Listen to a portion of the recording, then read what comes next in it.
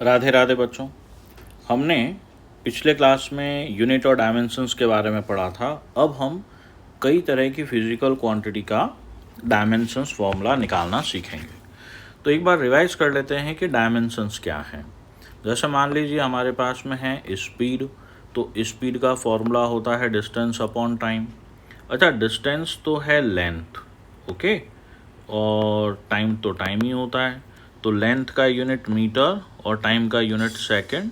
तो हमारे पास में इसका डायमेंशनल फॉर्मूला मास यूज़ आया नहीं। लेंथ मीटर के लिए कैपिटल एल, सेकंड नीचे है तो उसके लिए टी की पावर -1, तो मीटर पर सेकंड, ये हमारे पास में डायमेंशनल फॉर्मूला आ गया। अब फंडामेंटल क्वांटिटीज़ के ऊपर जो पावर्स होती हैं उन पावर्स को डायमेंशंस कहते हैं। अगर हम केवल इस तरह से लिखें तो ये डायमेंशनल फार्मूला है। ये किसका डायमेंशनल फार्मूला है? स्पीड का। तो स्पीड इक्वल टू ऐसा लिखना, ये डायमेंशनल इक्वेशन कहलाता है। अब हम बात करते हैं dimensional formula of various physical quantities. सबसे पहले हम लेते हैं मास। तो मास का यूनिट हुआ किलोग्राम, ओके। तो इसका डायमेंशनल फार्मूला, मास को रिप्रेजेंट करने के लिए केवल मास बताना पड़ेगा, तो मास की पावर 1, लेंथ का यूज़ नहीं हो रहा, एल की पावर 0, टाइम का यूज़ नहीं हो रहा, टी की पावर 0। तो मास का डायमेंशनल फार्मूला हो गया mL0T0। लेंथ का यूनिट मीटर, तो इसका डायमेंशनल फार्मूला m0L/T0 आएगा। टाइम का सेकंड हो जाएगा, तो इसका डायमेंशनल फार्मूला m0L0T आएगा, ओके। अब आगे समझते हैं डिस्टेंस और डिस्प्लेसमेंट। ध्यान रखना, डिस्टेंस और डिस्प्लेसमेंट दो अलग अलग क्वांटिटीज़ होती हैं, लेकिन दोनों को ही हम यूनिट सेम मेजर करते हैं, मीटर। तो इनका डायमेंशनल फार्मूला अगेन जो लेंथ का था m0L/T0। एरिया, किसी भी चीज़ के एरिया का फॉर्मूला, जैसे लेंथ इंटू ब्रेथ, लेंथ का यूनिट मीटर, ब्रेथ का भी मीटर, तो meter into meter, meter square, okay. तो हमारे पास यूनिट आ गया मीटर स्क्वायर। अच्छा, अब इसमें डायमेंशनल फार्मूला देखें तो मास का यूज़ आ नहीं रहा, लेंथ 2 बार यूज़ आई और टाइम का यूज़ नहीं आया, तो एरिया का डायमेंशनल फार्मूला हो गया mL/T0। वॉल्यूम का फॉर्मूला होता है LBH, यूनिट हो जाएगा meter cube, dimensional formula m0L3T0। Density क्या होता है? डेंसिटी का मतलब होता है डिस्ट्रीब्यूशन ऑफ मास। भाई इन जनरल डेंसिटी हमारे दिमाग में आते ही हम कहते हैं किलोग्राम पर मीटर क्यूब, लेकिन आज हम डेंसिटी को समझते हैं। डेंसिटी का मतलब होता है डिस्ट्रीब्यूशन ऑफ मास। यहाँ पे 3 नाम आ रहे हैं, धागा, रोटी और आलू। तो धागा एक लेंथ है, रोटी एक एरिया आ गया, और आलू जो है वॉल्यूम है, ओके। तो धागे में मास का डिस्ट्रीब्यूशन जो है वो लेंथ पर है। तो समझना, कैपिटल एल लेंथ का मास कैपिटल एम, तो एल लेंथ का मास कैपिटल एम, तो यूनिट लेंथ का मास कैपिटल M/L हो जाएगा। अब अगर छोटा सा पार्ट लें तो DL लेंथ का मास DM, तो यूनिट लेंथ का मास DM/DL, ये छोटे पार्ट के लिए आता है। तो लीनियर मास डेंसिटी हमारे पास में हो गया DM/DL। अच्छा, इसका यूनिट क्या हो जाएगा? किलोग्राम पर meter. Dimensional formula m, meter नीचे है तो L-1 और T0, तो हमारे पास इसका डायमेंशनल फॉर्मूला ये आया। अब रोटी में मास जो है वो एरिया पर डिवाइड है, तो ये सरफेस मास डेंसिटी हो गया। तो हमारे पास ये आएगा सिग्मा इक्वल टू DM/DA। तो DM के लिए किलोग्राम, DA के लिए metre square. Dimensional formula mL-2T0। आलू वॉल्यूम की बात हुई, तो पूरा मास जो है वॉल्यूम में डिस्ट्रीब्यूटेड है, तो इसको वॉल्यूम मास डेंसिटी कहते हैं, जो कि हो गया मास पर यूनिट वॉल्यूम, तो किलोग्राम पर मीटर क्यूब, तो mL-3T0। रिलेटिव डेंसिटी, इसका मतलब हम यहाँ पर किसी भी चीज़ की डेंसिटी को पानी से कंपेयर करते हैं तो density of substance upon density of water, भाई डेंसिटी ऑफ सब्सटेंस का यूनिट किलोग्राम पर मीटर क्यूब, पानी की डेंसिटी का भी किलोग्राम पर मीटर क्यूब, तो सारे यूनिट कट गए, तो it is unitless and dimensionless. अब बात करें स्पीड और वेलोसिटी। ध्यान रखना स्पीड और वेलोसिटी अलग अलग क्वांटिटी हुए तो इनका यूनिट तो सेम होता है, डायमेंशनल फॉर्मूला भी सेम होगा। तो अब यहाँ पे समझो, अगर मैं स्पीड कहता हूँ तो डायमेंशनल फॉर्मूला m0L_t-1 है। इट मीन्स अगर मैंने आपको क्वांटिटी बताई कि भैया वेलोसिटी का डायमेंशनल फॉर्मूला बोलो, तो आप बोलेंगे m0L_t-1। तो when quantity is given, dimensional formula unique होता है। लेकिन मैं कहूँ भैया वो क्वांटिटी बताओ जिसका डायमेंशनल फॉर्मूला m0L_t-1 है, तो आपके दो आंसर हो सकते हैं कि इट कैन बी स्पीड और इट कैन बी वेलोसिटी। तो एक बहुत इंपॉर्टेंट स्टेटमेंट आया है कि if quantity is given then unit will be unique, but if unit is given quantity may not be unique. Linear momentum, भैया linear momentum का formula आपको आना चाहिए मास इनटू वेलोसिटी। मास का यूनिट किलोग्राम, वेलोसिटी का meter पर second, तो इसका यूनिट किलोग्राम मीटर पर सेकंड हुआ। डायमेंशनल फॉर्मूला mL_t-1, क्योंकि सेकंड नीचे है ना, तो डायमेंशनल फॉर्मूला ये आया। Acceleration, rate of change of velocity, मतलब change in velocity upon time.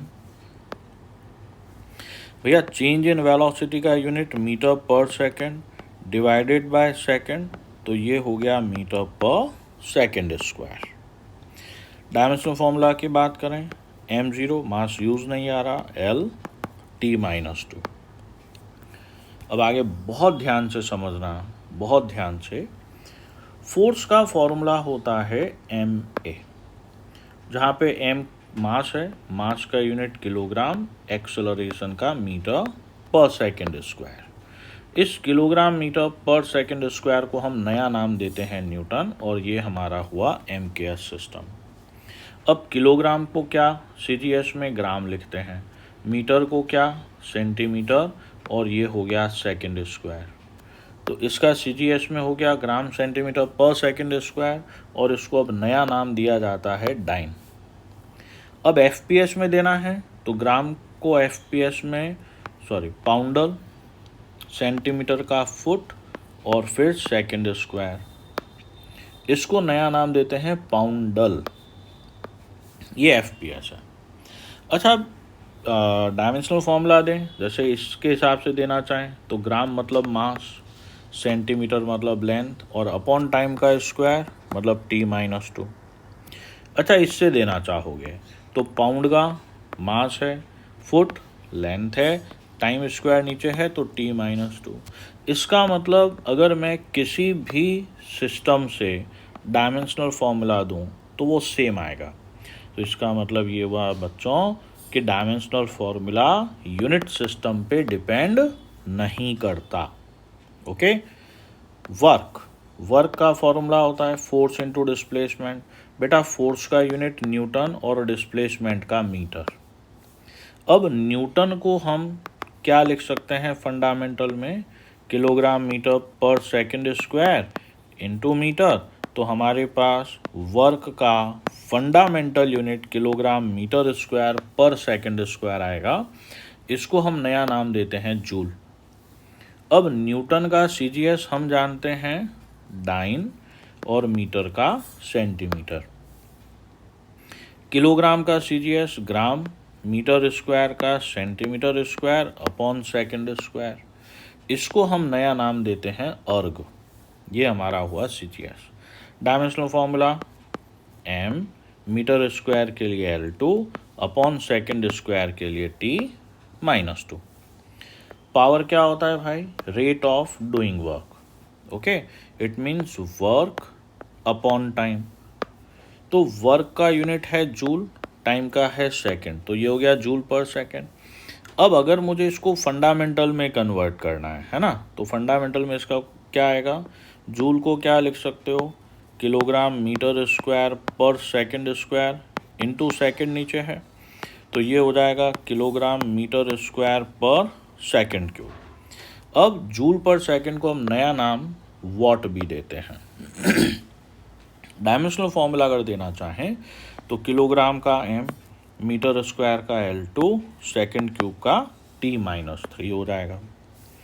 Pressure होता है फोर्स पर यूनिट एरिया, तो फोर्स का यूनिट न्यूटन, एरिया का मीटर स्क्वायर, और इसको हम नया नाम देते हैं पास्कल, जो कि ब्लेस पास्कल के ऑनर में है। डायमेंशनल फॉर्मूला देना है तो भैया न्यूटन का dimensional formula ml T-2, area का डायमेंशनल फॉर्मूला L2, तो हमारे पास इसका डायमेंशनल फॉर्मूला हो गया ml-1 T-2। फ्रीक्वेंसी क्या होता है?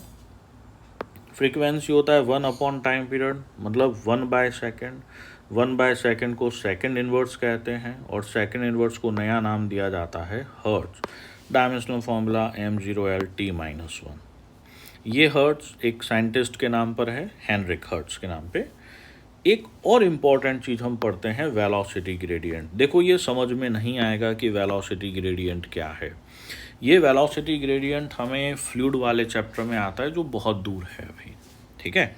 तो वेलोसिटी ग्रेडियंट सिर्फ इतना ध्यान रखेंगे, difference of velocity between two layer upon distance between layer. तो वेलोसिटी का यूनिट क्या है बेटा? मीटर पर सेकेंड अपॉन मीटर, तो 1/सेकंड आया, और 1/सेकंड को हम सेकंड इनवर्स लिखेंगे। लेकिन अब बहुत इम्पॉर्टेंट चीज़ क्या है कि इस सेकंड इनवर्स को हर्ट्स नहीं कहते हैं, ठीक है। जबकि फ्रीक्वेंसी के लिए जो सेकंड इनवर्स आया उसको हर्ट्स कहेंगे, लेकिन वेलोसिटी ग्रेडियंट का जो यूनिट सेकंड इनवर्स है उसको हर्ट्स नहीं कहा जा सकता, ओके। अब देखिए डायमेंशंस और डायमेंशनल फॉर्मूला जो हैं हमें 12th क्लास के लास्ट चैप्टर तक मालूम पड़ता रहेगा, ठीक है। तो इसमें हम जितने भी डायमेंशनल फॉर्मूला करें वो अभी 11th क्लास के शुरुआत में याद होना पॉसिबल नहीं है। तो हमने अभी जितने डायमेंशनल फॉर्मूला किए हैं अपने को यहाँ तक की प्रैक्टिस होनी चाहिए और ये याद होने चाहिए, बाकी हम टेबल से देखकर यूज़ लेंगे। राधे राधे बच्चों।